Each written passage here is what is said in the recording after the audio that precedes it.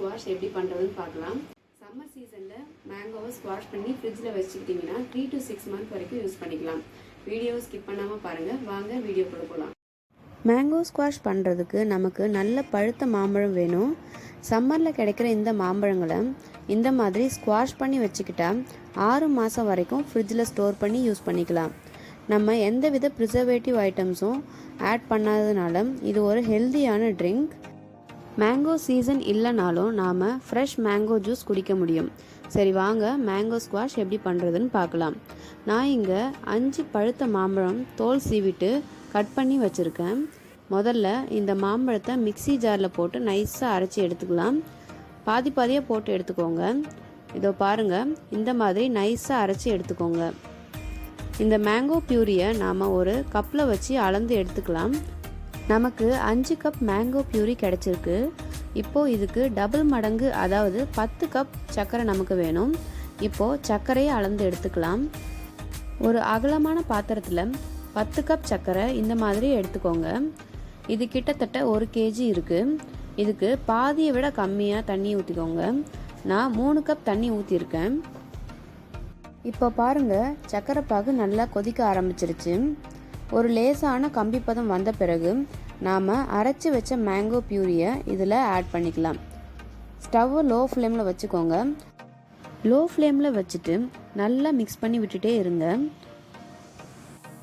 அரைச்ச மேங்கோ சீக்கிரம் சர்க்கரை பாகோடு மிக்ஸ் ஆகாது. அதனால நான் ஒரு பிளெண்டர் வச்சு நல்லா இந்த மாதிரி பீட் பண்ணிக்க போகிறேன். இப்போது மேங்கோ சர்க்கரை பாவோடு நல்லா கலந்துருச்சு. இப்போது இதை திரும்பவும் ஸ்டவ்வில் லோ ஃப்ளேமில் வச்சுக்கோங்க. மாம்பழம் இந்த சர்க்கரை பாவோடு கலந்து ஒரு திக்கான கன்சிஸ்டன்சிக்கு மாறும். இது நல்லா கொதிக்கிற வரைக்கும் நல்லா மிக்ஸ் பண்ணிகிட்டே இருங்க. இது ரெடி ஆகிறதுக்கு 5 to 10 நிமிஷம் ஆகும். இப்போது சைடில் எல்லா ஓரத்துலேயும் சின்ன சின்ன பபிள்ஸ் வர ஆரம்பிச்சிருக்கு. இந்த டைமில் கைவிடாமல் நல்லா கிளறி விட்டுக்கோங்க. மேங்கோ ஸ்குவாஷ் இப்போ ரெடி ஆகிடுச்சு.